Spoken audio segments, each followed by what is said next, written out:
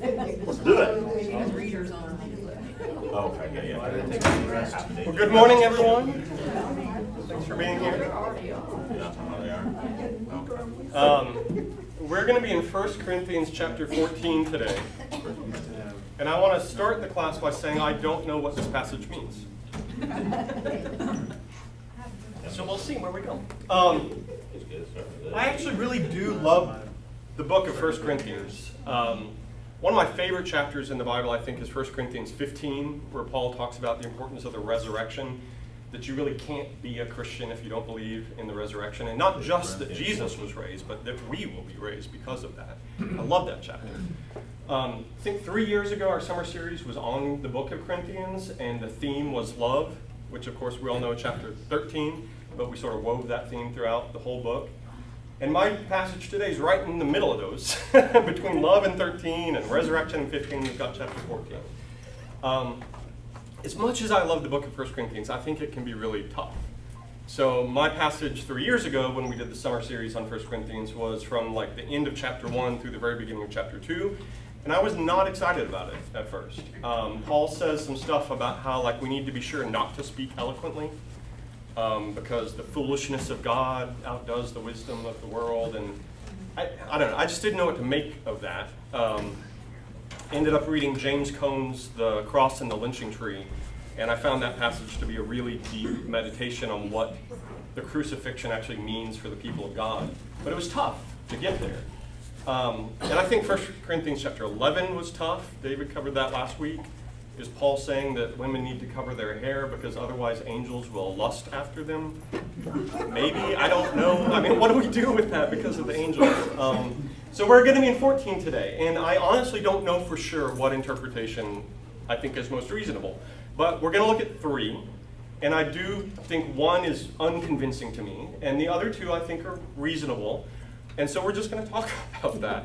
But what I want to be careful to not do is give you the impression that like we can't understand the Bible, or that you have to be a PhD and speak Greek fluently to understand it. Because I think we can all read the Bible and we can all be blessed by it. And like what we need to know about God, we can get from reading the Bible and trusting the Holy Spirit. And I don't want you to feel like overwhelmed by difficulty. But there are some passages that are difficult. My son Garrett a couple weeks ago said, "You're reading somebody else's mail." And that's true. I mean, the New Testament epistles in particular were literally mail sent to a particular church because of particular problems. They arose because of a certain occasion. They're dealing with that. It was 2,000 years ago. The culture was different. The language was different. And if we think what we're really going to get to is eventually like God is revealing his nature to us, we shouldn't think that's going to be simplistic. So sometimes it's hard. But I still think like if we just work at it in ways that we're all able to do so, we can still be blessed by it. And so I don't know for sure how to interpret everything about this passage, but I think we can understand the book of 1 Corinthians enough to be helpful, and we'll just see what y'all think. But since I've said that it's sometimes hard, I wanted to look at a couple of principles for studying the Bible. This first one, I remember the first time I said it to Jaren, she hated it, because it is intentionally it's like clickbait, right? It's provocative, right? So the idea is never read a Bible verse. Well, what do I mean by that? A, yes, A. It's singular, right? So what I mean is never read a Bible verse alone. You have to always read Bible verses in context. With a New Testament letter, the ideal thing would be just sit down and read the whole thing at once, even maybe out loud. Now, don't worry, I'm not going to do that to you in class today with 1 Corinthians. But it's not that long. You could read it in one sitting. The church probably heard it in one sitting when it was first read to them. And so like context is really important. Look at multiple translations.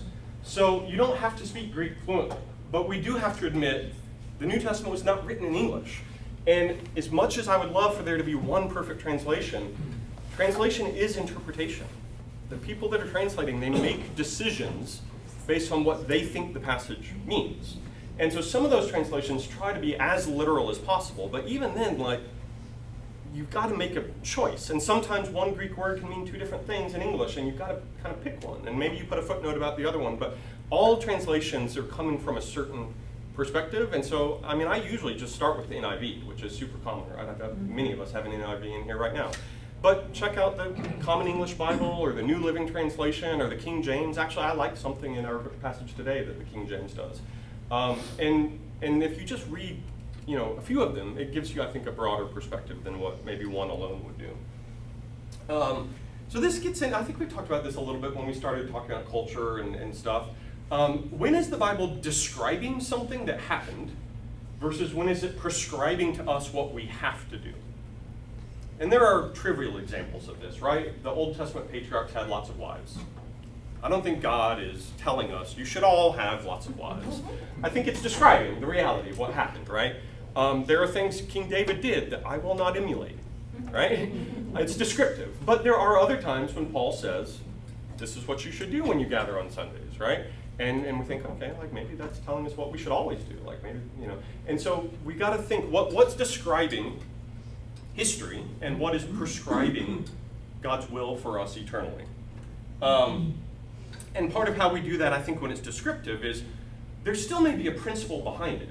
So like maybe we're describing what the first century church did, and some of that is just describing what they did, but there's a reason it's in Scripture. Like what's the point behind it, right? There's often a principle that we can understand, even from descriptions of just what happened to happen. Pay attention to genre. So I did a class series on genre once. I thought that was super helpful.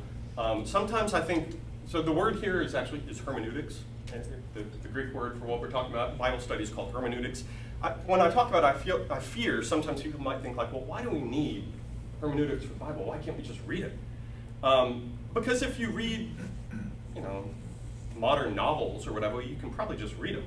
But they're written in English to us to be an easy reading novel.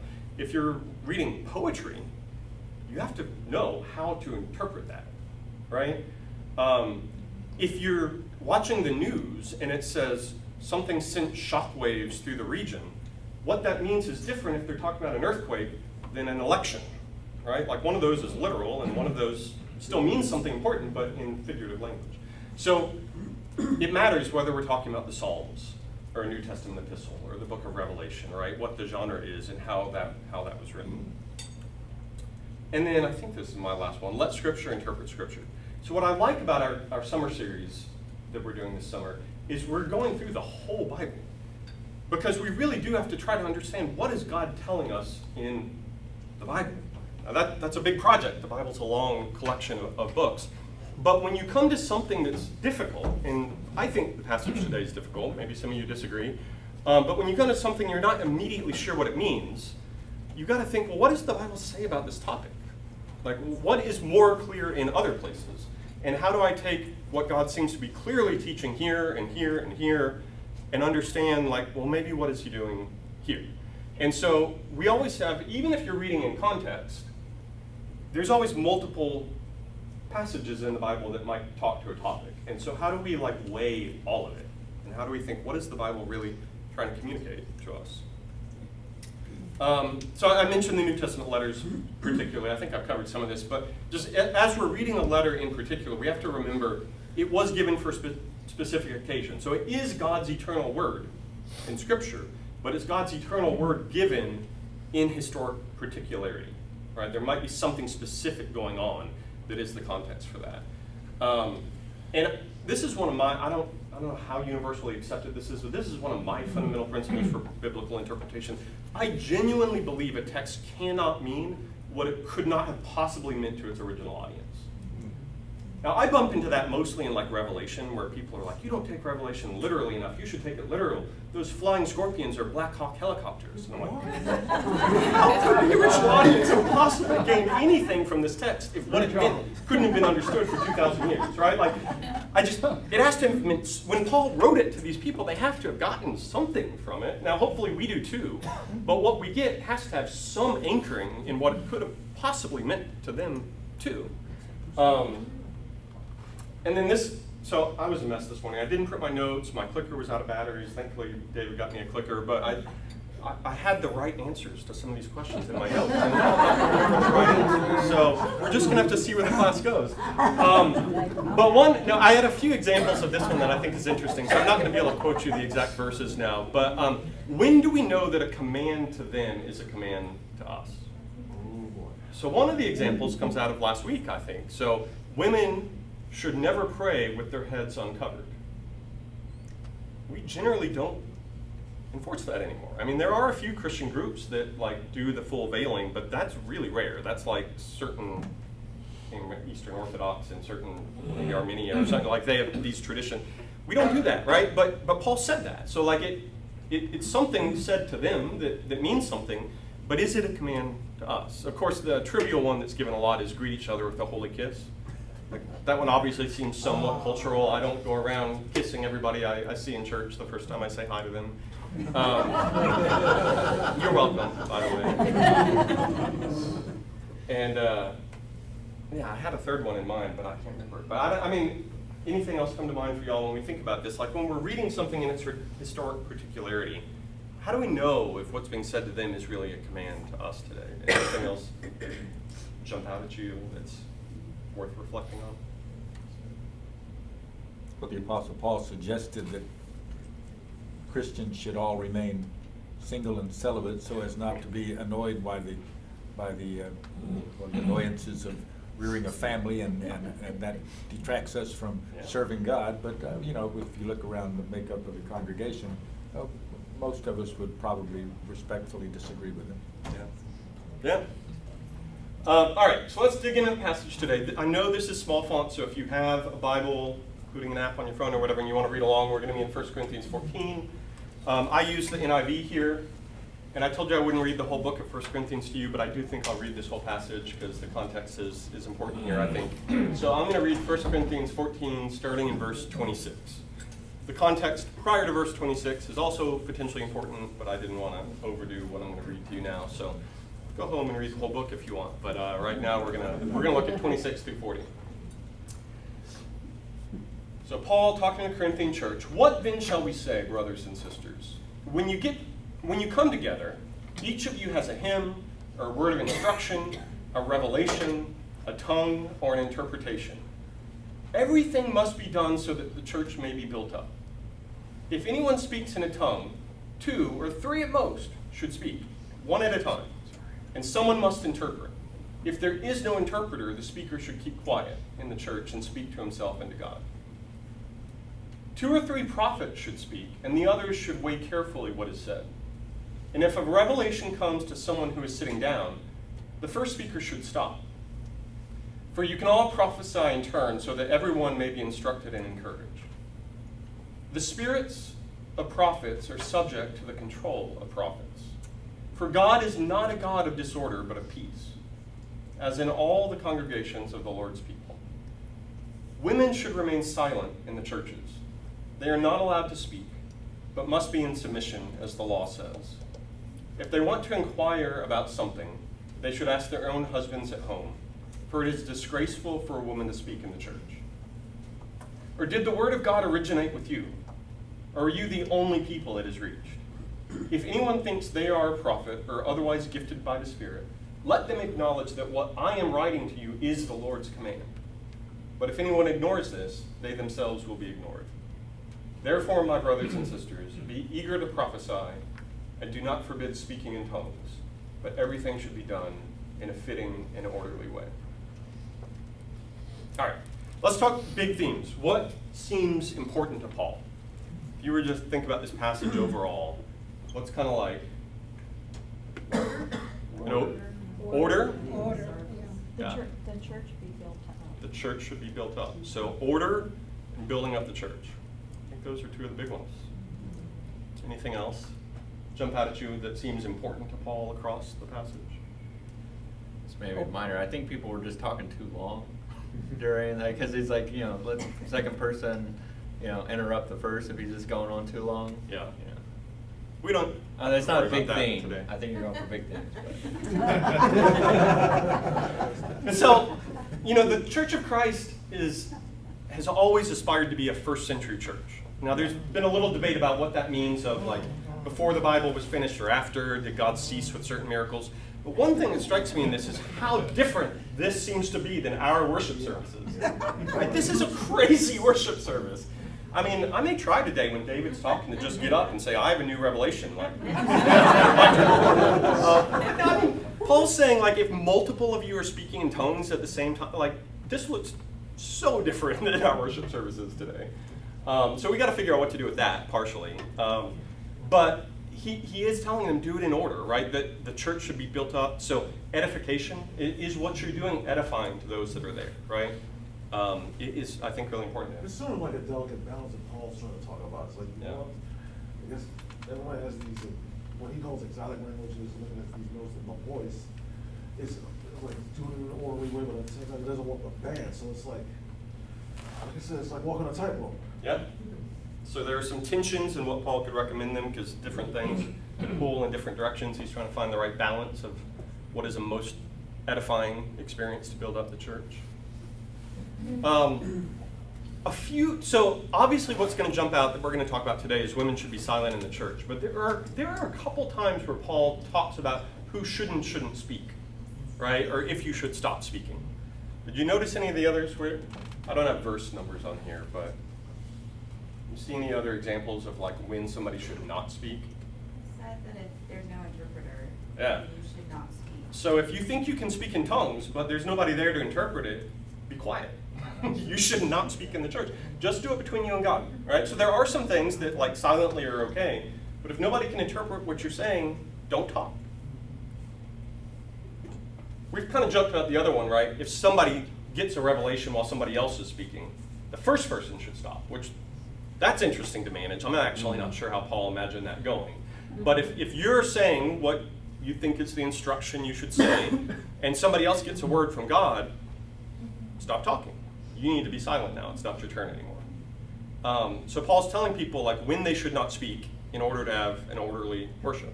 If you're the fourth prophet that shows up, you shouldn't speak. Yeah. There's only been how many. Yeah. Or if there's only one, I guess.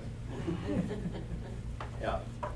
All right. So let's look at, so this is 35, verses 34 and 35 about women being silent in the churches. I want us to think first. Sometimes you'll hear people talk about like taking the Bible literally, or what is the plain sense of the text, or like let's just read it. So I do want to think what's the plain? What do these words seem to just be saying? And a straightforward reading seems to be when the congregation gathers on the Lord's day, women needs to be silent. That's what the words seem to me to say at first reading. And I'm not alone in that. Tertullian, who was pretty close to this time period, wrote in 206 that women shouldn't speak in church. And he basically just saying like, yeah, this is what I think Paul is saying in 1 Corinthians 34. Literally, don't talk in church. And are not permitted. Yeah. Not permitted. It is shameful if they do, or disgraceful. And so that led to the view that women shouldn't even sing or pray audibly. So like, let's first say we don't do that, right? I mean, if we allow women to sing along on Sunday morning, we're not doing what Tertullian thought the verses meant. But what I thought was fascinating is apparently there were some very conservative Reformed churches. I think this was largely in like Scotland, maybe Ireland in the late 1700s into the early 1800s, that actually did enforce complete silence of women on the Sunday morning assembly up until like the 1900s. Had very poor singing. So there's a little Church of Christ story.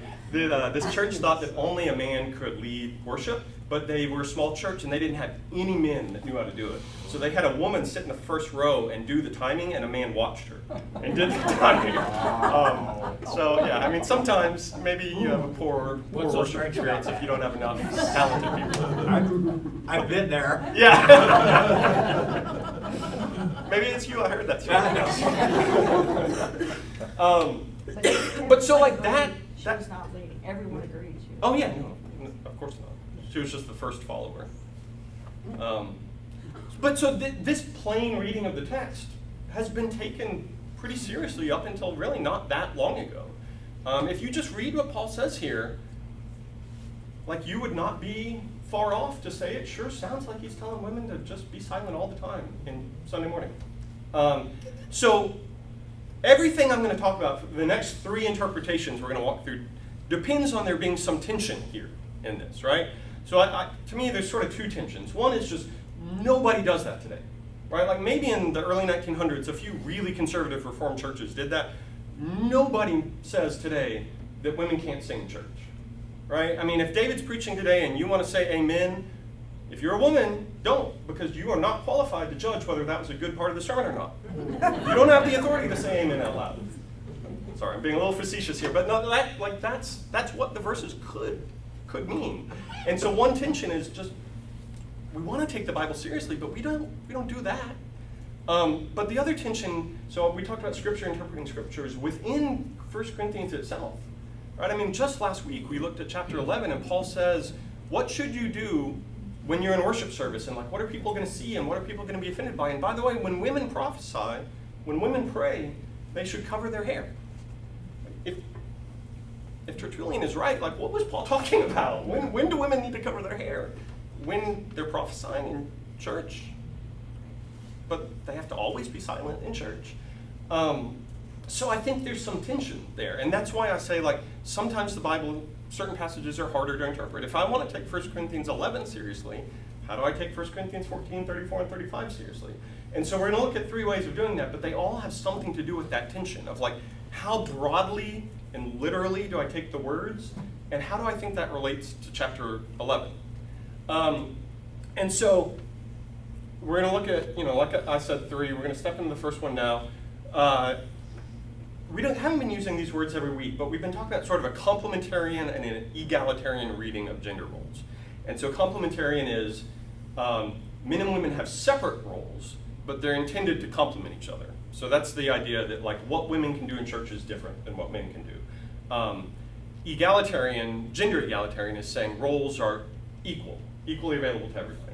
And so the first reading of this that we're going to look at is a specifically complementarian role that preserves the idea that women have different roles in church than men. And so the question is going to be, well, how do we do that in a way that avoids those two tensions?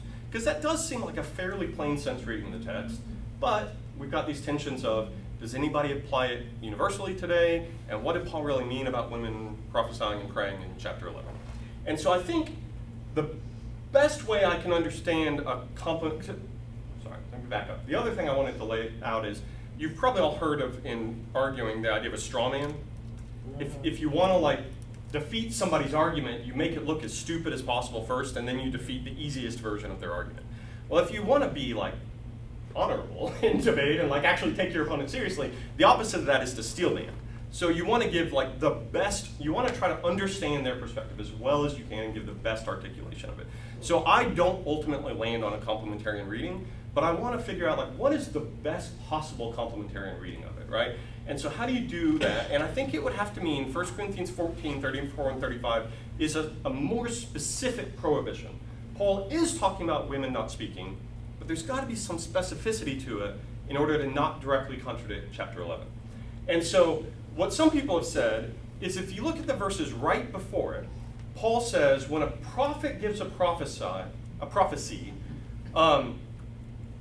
people in church should weigh it carefully. Which is interesting, because I sometimes default into this idea that, like, when God gives a prophecy, like, people ought to just listen, right? We all knew who Isaiah was, but you read the Old Testament, there were false prophets, and people were pretty easily, and so Paul seems to be saying, even in your New Testament church, there could be somebody that gets up and say, I have a word from the Lord, and he's just wrong. And so you need to weigh that. And so what this interpretation says is, immediately after saying, when somebody gives a prophecy, you should carefully weigh what it means, Paul says, and the women should be silent. And what Paul means is, women don't have the authority to interpret prophecy. That what Paul is really getting at here is that there are gender roles, that men do have a certain authority in church on Sunday that women don't have. And that Paul's giving an example of when you're weighing prophecy, the women should just listen, and if they have questions, ask their husbands at home. That the role of weighing prophecy is a role given to men in church. What happens if you don't have a husband? Listen carefully. Maybe they'll talk about it again next week. Well, that is an interesting, because a lot of translations, and I think the NIV, so I can go back a lot, say women. Some translations say wives. And so that's actually, because Paul says, ask your husbands at home. And so it is a question of, is Paul specifically saying wives should not speak? But then what would that mean for single women? Like, is Paul allowing single women to speak in church in a way that he's not allowing wives to speak in church? That also feels weird. But he does say, ask your husbands at home, so why would he say that? And so, yeah, I mean, there are a lot of genuine questions about what Paul is saying you should really do here. Could they have been questioning their husbands during church? Yes, And and a that is single sort of woman my wouldn't second be doing interpretation. it. No, that's great. No, I love that you. That's been a serious idea. Is what is happening in the assembly, and are the women turning to their husbands and saying out loud while David's speaking, what is he talking about? You know, and maybe that has something to do with it. Jason, how much of what he said should be considered perhaps through a cultural filter of the day? I mean, again, it was a very patriarchal society, very... Yeah, I mean, I think we have to carefully consider that, and I think that also has a little more to do with the second reading. I mean, all of these should be culturally specific readings, but the next interpretation we'll look at says that's exactly what's going on, is there's a very specific cultural thing happening here. Because, I think that's important. Okay, well, since we're going in the second one, let's go ahead and look at what I thought of the pros and cons of this one. So sorry again for the small font. But so one possible strength of this reading is it really does seem to take Paul's words about as literally as you can. It's saying, this sure sounds like Paul is telling the women not to speak. And by golly, we're going to find a way to let this keep meaning the women should not speak. We're going to take this seriously as we can, and that's good. Like, we should take Paul's words seriously. So I think that's a pro of this reading, is we're really trying to take the words that they're plain reading and take them seriously, and this is pretty literal. It could make sense of the immediate context. So context is important. Paul really is talking about interpreting prophecy right before he says this. Maybe that's relevant. And then, I mean, this could depend a little bit on your view of church history and culture and how readings have changed over time. But for most of church history, a reading of this verse has been something like this. I mean, we have, throughout most of the last 2,000 years, thought that men and women had some different roles in church, and this reading seems kind of similar to what a lot of churches have said. I mean, maybe not exactly what some have said, but it generally consistent with a lot of church history. But what are some of the cons of this reading? And I debated, like, do I need to have a certain number of pros and cons? Or ultimately, you're just going to read the text and you're going to say, does this make sense or not? Like, think about the pros and cons and then reread the chapter and say, does this fit or not? Does it sit well with me or not? So when I think about the cons, Paul could have said, women don't have the authority to interpret prophecy. That wouldn't have been that hard of a thing to say, but he doesn't say it. He says it's shameful for women to speak in church. Like, it just seems like an awfully broad, weird thing to say if your specific point is don't interpret prophecy. I don't know that this interpretation fits the language perfectly. I don't know if we'll land at any interpretation that fits the language perfectly, but I think it's a con, maybe, if it doesn't seem to be the plain reading of the words in that way. And then, this could be consistent with chapter 11. Do we really think Paul is saying women can prophesy in church and you should listen to them, but they cannot tell you what another prophecy means? Like, that's the hierarchy? Women have the authority to speak prophecy out loud in church, but they don't have the authority to comment on another prophecy. The integration with chapter 11 still feels hard here for me. And so that's sort of why I ultimately don't land on a complementary reading of this passage. Plus the whole, like, what does the whole Bible say? If you weigh all of the evidence, I'm unconvinced. But that's sort of how I think about that one. All right, so let's jump to number 2. Number 2 is where Preston Sprinkle lands. So we've been reading this book, Genesis to Junia, by Preston Sprinkle. He favors this interpretation. But I feel like the best articulation of it I've heard is another scholar named Kenneth Bailey. I couldn't find exactly where he wrote it down. It may have been a lecture I listened to, or like a podcast. But Kenneth Bailey has worked in Middle Eastern churches for most of his life. And so he is a very culturally informed commentator. And I find that some of the people that talk about the culture of the Bible, most of their experiences with Rabbinic Judaism, and some it's more with Arab churches. And it doesn't have to be one or the other, but that seems to be a dividing line. And Kenneth Bailey has been more on the Arab church side. So Arab language churches in the Middle East, he worked with them for years. And essentially, he says this is about chatty wives.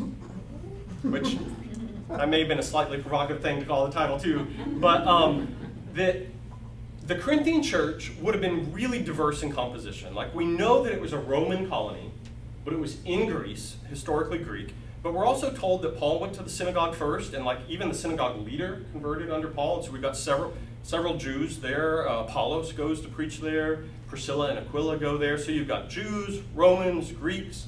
Some of those Greek would have been their only language. Like, they grew up in Corinth, they're Greek by culture and ethnicity, and they speak only Greek. Others may have had just enough Greek to get by. I mean, it was the common language of the time, but if you grew up in like Galilee and you spoke mostly Aramaic and a little Hebrew, Greek would not have been a great language for you. And so, depending on who's speaking, like, they were probably speaking Greek, but they may or may not have been a native speaker, and you may or may not have been a native speaker, and it could have been hard to hear and hard to understand. And so what Kenneth Bailey says is, think about how like the Catholic Church up to a certain point did all masses in Latin. He says some Orthodox churches in the Middle East still do sermons in like what would be the language? Like I can't even remember. It wouldn't be Common Arabic, but like a High Aramaic or another language. And so there's like a liturgical language in the region, and they do their services in that, even though most people speak a slightly different Middle Eastern language. Formal. You're talking about more formal, maybe. Yeah, more formal language and structure to the liturgy, like even up to today. So you could go to like an Armenian Orthodox church, and it's very liturgical, it's very high church, and they speak a certain language, but your day-to-day language might be different. And in some of these churches, men and women still sit on opposite halves of the church. So you have the male half of the church and the female half of the church. And what Kenneth Bailey says is he's been to these services, and what he finds is that halfway into it, some of the women that can't understand very well get bored. And they start kind of chatting. And maybe they're asking their friend, what does that mean? Maybe they stop even trying to understand what it means. And he's heard, like in modern day churches over in Syria and so forth, the preacher say, quiet down. Like, they start chit-chatting, and the preacher literally has to say, stop talking. Listen to the liturgy here. And so he has observed that happening, and he thinks that's what's happening in Corinth. Is essentially there were women that were probably less educated. Some wealthy Roman women were very highly educated, but most women in that society were less educated. There might have been Gentile women that even if they had some decent general education, they didn't know the Old Testament well. So if you're giving a sermon on Moses, they didn't know the Old Testament as well as the Jews did. And they may have not understood the language well, and they get chatty. And so essentially what Paul is saying is this whole chapter is about orderly worship. If somebody gets a revelation and they start telling you what it means and you were speaking, sit down, it's not your turn anymore. Right? If you're going to speak in the tongues of angels and nobody is interpreting it, just quit. It's not orderly. What do you mean by the tongues of angels? I mean, you know. Sorry, that's this word, the angels part is actually from a different, I'm mixing my quotes here, but that is what some people think speaking in tongues references. That's actually an interesting debate, is what all speaking in tongues includes, because when you get it at Pentecost, it appears to be human languages because all the different people are gathered. But if you hear modern, sort of more charismatic Pentecostal interpretations, it's non-human languages. We don't have that problem in Banner because, we go to the English, everybody speaks English. And those that speak Spanish go to the Spanish, so you don't have this thing about, interpretations or whatever. Well, the first part of this chapter kind of speaks to what you're saying, because it says only God understands what people are saying. Those are utterances of spirit when people are speaking in tongues. It's what the first few verses that it say. Okay. So that kind of, in my mind, not the Pentecost language problem. Yeah.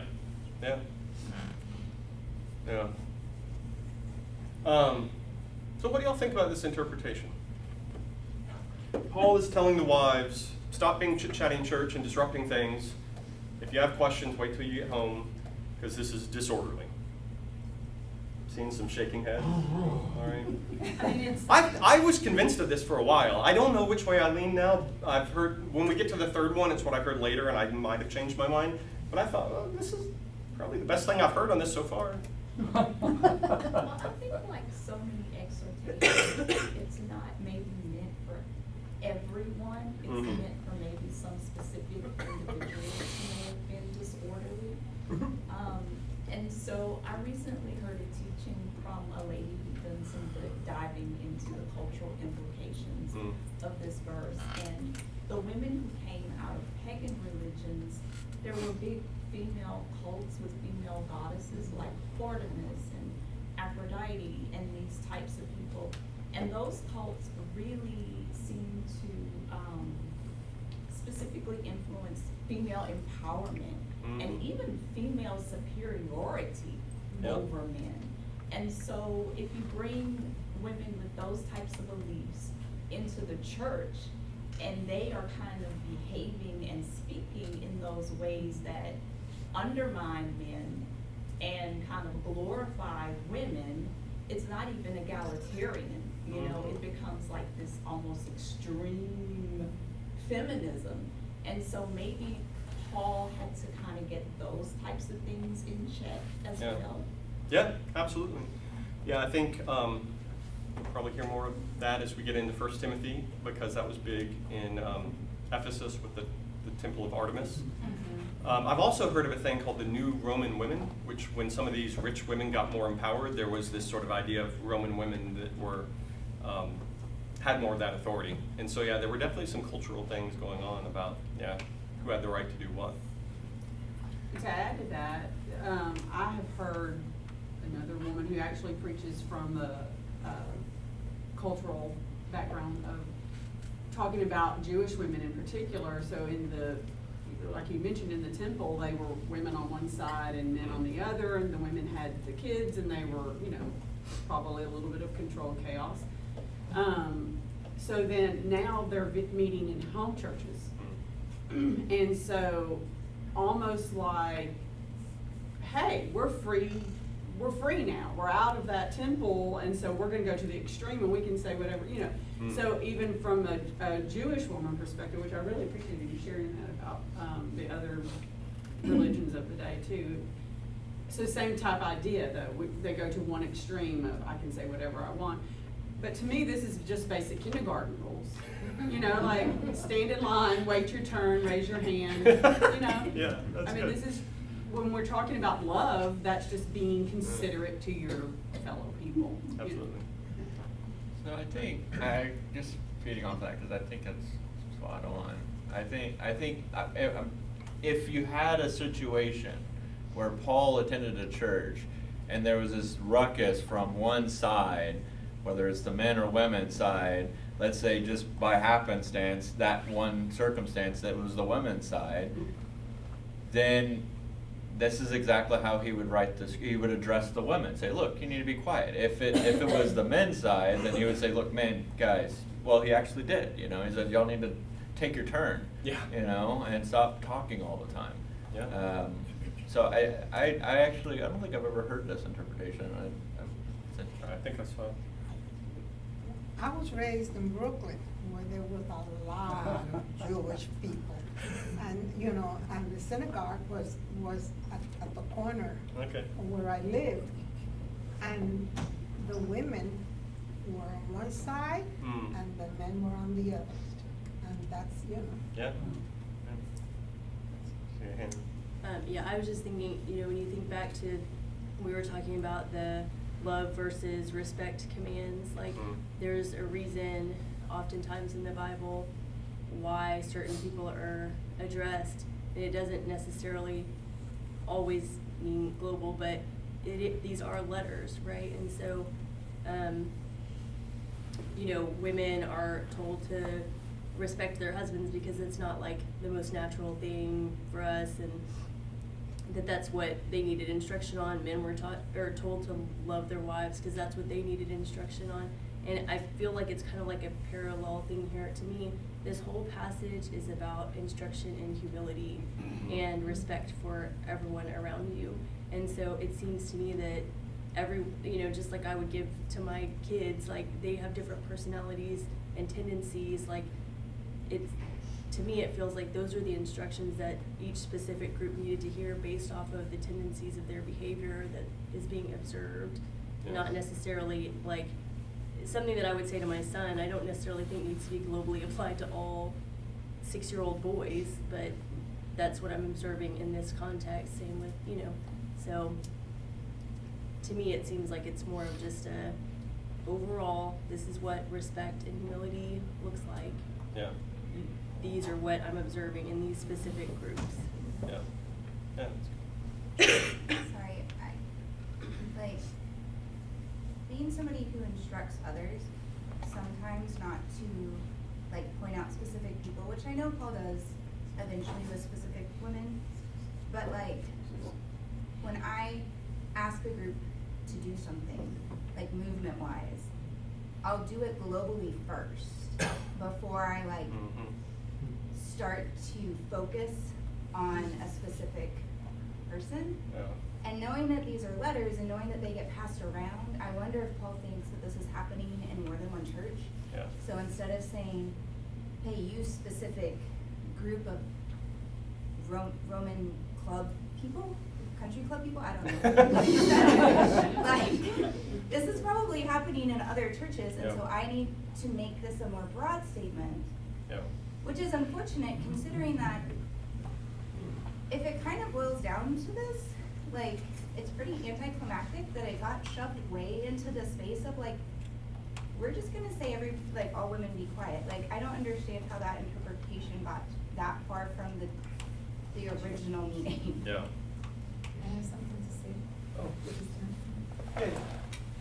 Yes, when we go into the Bible, right, we say, I can't remember the quotation, I was trying to put it on, but there is a time where Jesus said that God is going to pour His Spirit on everyone, and children and all those are good, old people and women and all that, we're going to prophesy. Now, when I think about that, I'll come back to when I think about that, I think about He says that He's opening the portal now for everybody to be able to do the service, to do the service. So in this case, right, just like he said that if the wedding, there was a party, master that was doing a party, that he invited his prestigious people, but he didn't show up. So he went out and now invited, right, the people from outside, to come. So they call everybody to come. So if you put that, now the whole thing is being open, so it's not just men that's supposed to officiate, right? But it's open now, because the kingdom is now open for everybody to be able to officiate. But when we listen to what Paul was saying here, that's the orderly. So we can read it now that the Spirit is now poured on everybody to be able to officiate, right? Now we have to look at that. This part, when we're reading it, we're reading for the order of the church. Yeah. I know I saw your hand at one point. Yes. Sorry. When you first mentioned that, it seemed way too, specific and detailed, and it was like, and this could be part of the inspired writings of Paul. But if you look at the rest of the context, it gets pretty detailed on when you're to speak and when you're to not speak, and if there's no interpreter, hey, hush up, might fall right in line. Yeah. Even for chatty men. Yeah. Wait. Not the wallflower. This occurs to me that part of this is just, it's the problem with letters, right? But, and I agree, this may just be a set of weird facts making for bad law. But if that's the case, then that throws question upon the whole body, That's the hard thing about hermeneutics, right? Is how do we read? If you do something in one verse, what does it mean for interpreting other verses? Anyway, this one. Yeah. All right, one more, and then I'm going to move to 3 because I don't know if I can do it in 10 minutes. It's a little more technical. If you're going where I think you're going, I kind of lean that way anyway. But on this one, in order to follow this interpretation, it would go towards a sense of authority. Because if you've got a man that's speaking and his wife is interrupting or contradicting, could that have been reducing the authority that he seemed to have?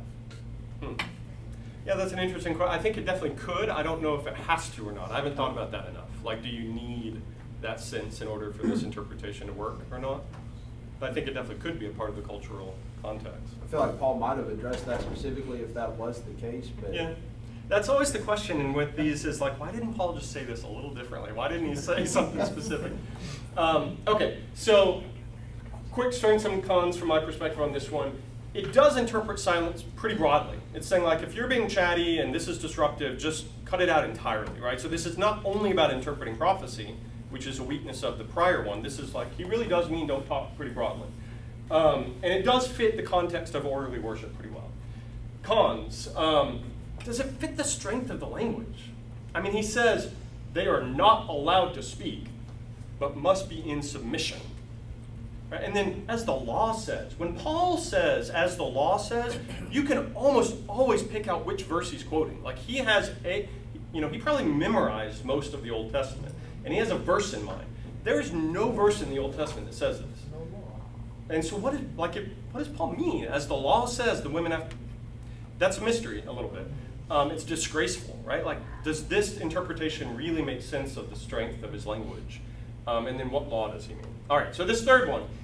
I actually first heard this from a Pepperdine lecture. Other people have written on it. Preston Sprinkle mentions it in his book.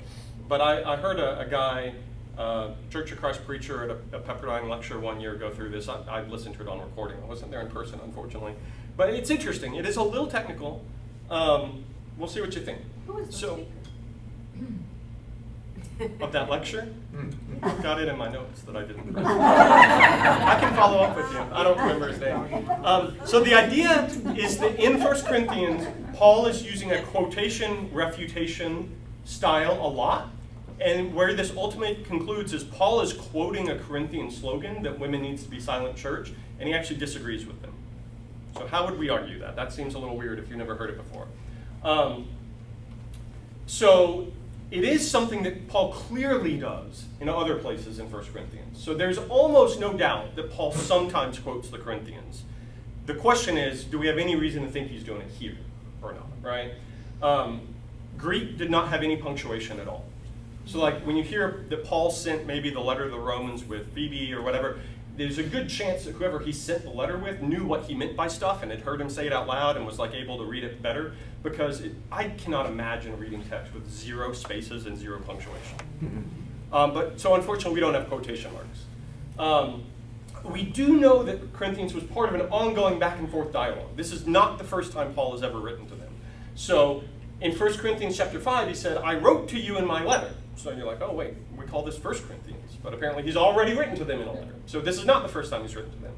Then Chloe sends him something. So he says in 1 Corinthians chapter 1, some from Chloe's household have informed me that there are quarrels among you. So he's written them before, then Chloe sent people to talk to him, and then we know the Corinthians actually sent him something in writing too, because 1 Corinthians 7 says, now for the matters you wrote about, and then he quotes them. So he's written them, he's heard reports from them, they wrote him something in writing, he's going to quote from that when he talks to them, so we know some of that's going on. But how would we know, like, when he's quoting if there are no quotation marks? One thing is if he says something and then he teaches the exact opposite of that. Okay, what's going on here? Why is he saying one thing and then the opposite? So I mentioned 1 Corinthians 7. The full quote there is, now for the matters you wrote about, it is good for a man not to have sexual relations with a woman. But since sexual immorality is occurring, each man should have sexual relations with his own wife and each woman with her own husband. So we know the Corinthians wrote him something because he starts, now for the matters you wrote about.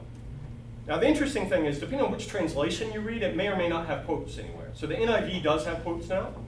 Some of your translations still won't have quotes. But what the NIV has decided is, we're really certain that when he says, it is good for a man not to have sexual relations with a woman, that's what the Corinthians wrote to him. So Paul isn't just saying this. They wrote him, it's good for a man not to have sexual relations with a woman.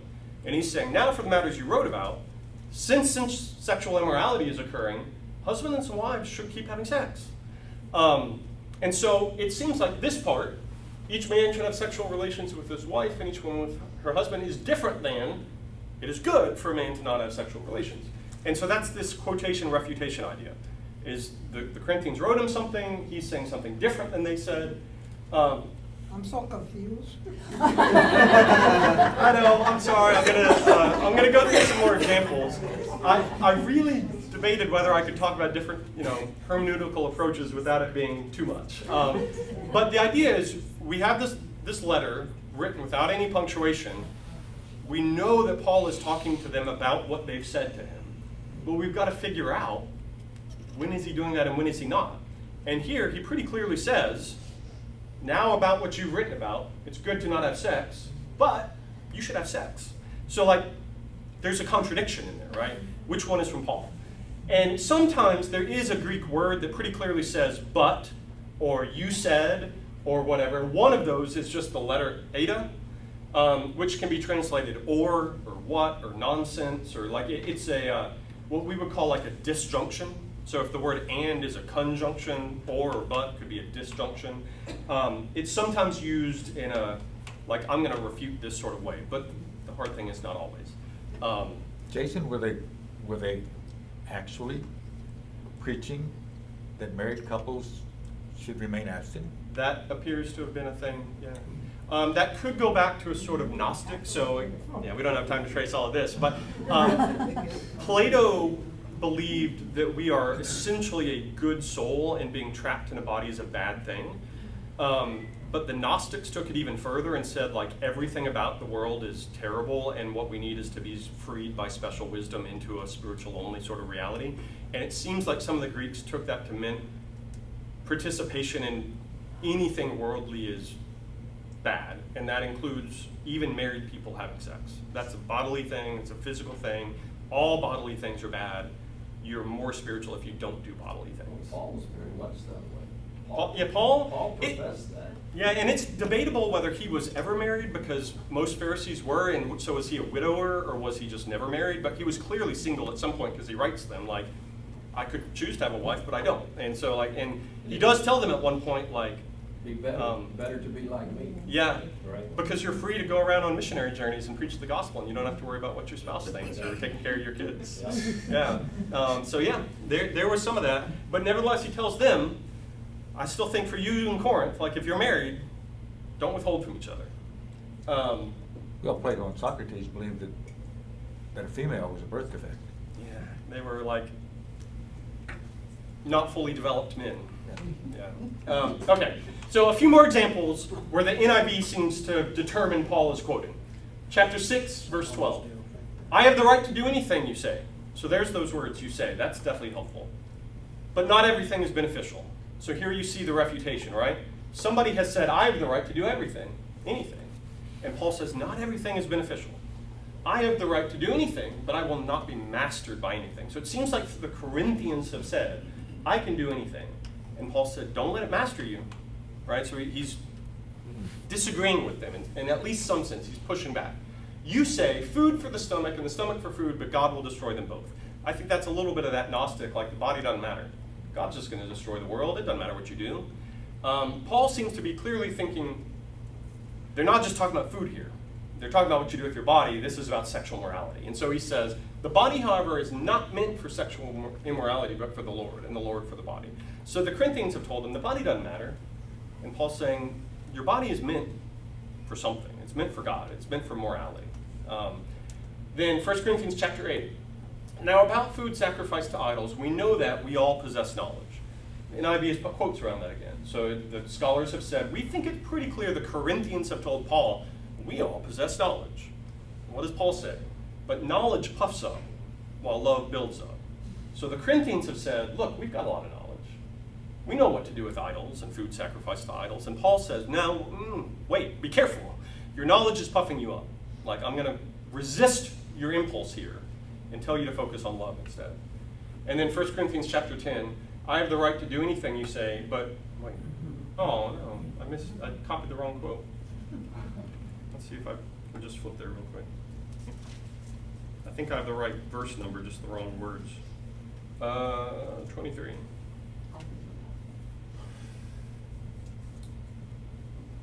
Okay, well, then I guess it was 6 that I quoted wrong. Y'all can look up this stuff later. There's one more quote where he refutes it. I'm worried about time. It's 9:58. Okay, so the question is, when Paul says women need to be silent and worship, it's disgraceful to speak, do we have any reason to think he could have been quoting them and then disagreeing? So one reason to think this may not be Paul's words is the tension with chapter 11. Paul has already said when women prophesy and pray in church, this is what they should do. They should cover their hair. Why would he then say women should be silent? It's disgraceful to talk. The other thing is, if you look at verse 36, the first word of that verse is that eta. It's that Greek word eta that I said can be translated as a disjunction, a but or nonsense what. And I mentioned the King James earlier. King James has what, maybe with an exclamation point. Most of our more modern translations say or. It's pretty unclear what Paul is doing with this or. But what some people think is verses 34 and 35 were the quote. He's saying, like, I've said women can prophesy and pray, do everything in order. By the way, I've heard some of you saying women should be silent. What? Did the word of God come to you? Has it only come to you? Maybe that's what's happening. So is Paul saying, here's something you've written to me about. Women need to never speak in church. What? Are you the source of God's word? Like, where did this come from? Is that what that eta signifies there? And so the idea would be, because let's go back to what law is being referenced. It says the women should be silent like the law says. I don't think Paul would be likely to throw around the word law if he's not quoting a specific law verse. So it could be that this is a tradition, right? Like we've talked about synagogues. There were synagogue traditions about what women should do in a synagogue. It seems unlikely to me Paul is saying women can't talk because that's what people do in the synagogues right now. But maybe somebody is talking about the laws of men. And so we have an example where Jesus does something similar. Sorry for the small font again, but this is Mark chapter 7, verse 5. So the Pharisees come to Jesus in Mark 7 and said, why don't your disciples live according to the tradition of the elders instead of eating food with defiled hands? So they're not even saying, why are your disciples breaking the Torah? They're saying, why don't they do what our elders say we should do? Like, why don't they follow the traditions of men? And Jesus responds to them in verse 8, you have let go of the commands of God and are holding on to human traditions. So is it possible that something similar is happening here, where some of the Corinthians are saying, look, we've got this law, we've got these traditions, we've got the customs of the elders. Women need to stop speaking. What are you talking about, Paul, when you say that when they pray and prophesy, they cover their heads? And so this would be the quote, verses 34 and 35. And then Paul could be saying, what? Like, are you the source of God's law here? So, I don't know. We're at 10:01. I need to stop soon. Strengths and weaknesses, though. This is the interpretation that maybe takes the words as broadly, literally, and strongly as possible. Like maybe the Corinthians literally are just saying, universally, women need to shut up. Right? That's what the words kind of sound like, and maybe that's what the words mean. It's just not Paul saying them, it's the Corinthians. It completely clears the tension with chapter 11, because he's defending his stance in chapter 11 now. And he's not using the word law without a reference. So those are some of the strengths. The weaknesses are, usually his slogans are pretty short quotes. It's good for a man not to have sexual relations. This is like a kind of long passage. So is it in character with his normal quotes? And then the Greek eta alone is not enough to prove the argument. Like, it is a disjunction. It can be translated or what, nonsense. But it doesn't always mean I'm disagreeing with what came before. If I said, we could go out to lunch today and have Mexican or Indian food, it doesn't mean I hate Mexican food, right? I said or, but the or doesn't mean I'm arguing. The Greek, it basically means or. And so it could mean Paul saying, what? That's nonsense. But it doesn't have to mean that. And so, I didn't leave myself time at all for wrapping up. I have presented you with 3 different interpretations, and at least one of them might seem pretty hard to understand. And that's why I was trying to be careful up front with not saying, like, you need a PhD in Greek to understand the Bible. But in the end, we've got the whole Bible. And what's interesting to me is most of the strict rules about women not having authority are based on like 2 verses in the Bible, and this is one of them. And so when I read the whole Bible, I'm certainly not clear that that's what this means. Like, this might mean something, but it sure doesn't bear a lot of weight for me in terms of it definitely means women can't speak in church. So am I really confident about interpretation number 2 or interpretation number 3? Not super confident. I think it could be either one of those two, and maybe we'll figure out a different way of reading it later even. But I think we've got to take the Bible as a whole. And if this is one of the 2 load-bearing walls on the idea that women don't have authority in church, it's not very persuasive to me. I find the first reading of the 3 that we looked at the least convincing to me. I would really like to believe the third because it's really creative to me. I just wish we had quotation marks in Greek, and we don't. And so I don't want to like go out on a limb on something that I can't prove. So I probably need to let y'all go if you want to go, because we're going to be served soon. But Bible doctrine, then what he's saying is not Bible. Well, that's the question, right? Is where do we get doctrine from, and how confident are we with any one passage? And it does seem like it's pretty likely that Paul is dealing with something specific and local and cultural. There was a problem with disorder in the Corinthian church. But what does that mean to us? So what if your hermeneutic is necessary inference? The safe thing would be for the women to be silent, I guess. Yeah, that's an interesting question. Is what is your starting point, and is there a safe conclusion? I mean, I do think we have to take,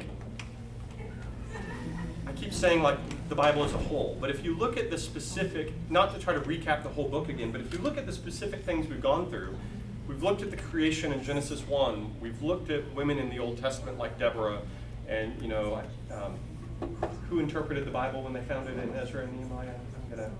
There was the, what's that? Yeah, and we've looked at Priscilla in the New Testament, and you know, we've looked at the prophecies around God will pour out on male and your men and your women, and we've looked at Galatians 3:28, and so I don't feel like the safe interpretation is that women need to be silent, even if in some sense this passage alone that could be a kind of default starting place. Ah, that's a relief. Yeah. So, if you don't know what to think, you're welcome. I hope this was interesting. But yeah, I think it's worth wrestling with the text, and this is one that, unfortunately, to me, is not super clear. But I don't know. I'll keep thinking on it. Thanks for being good sports today. Thank you.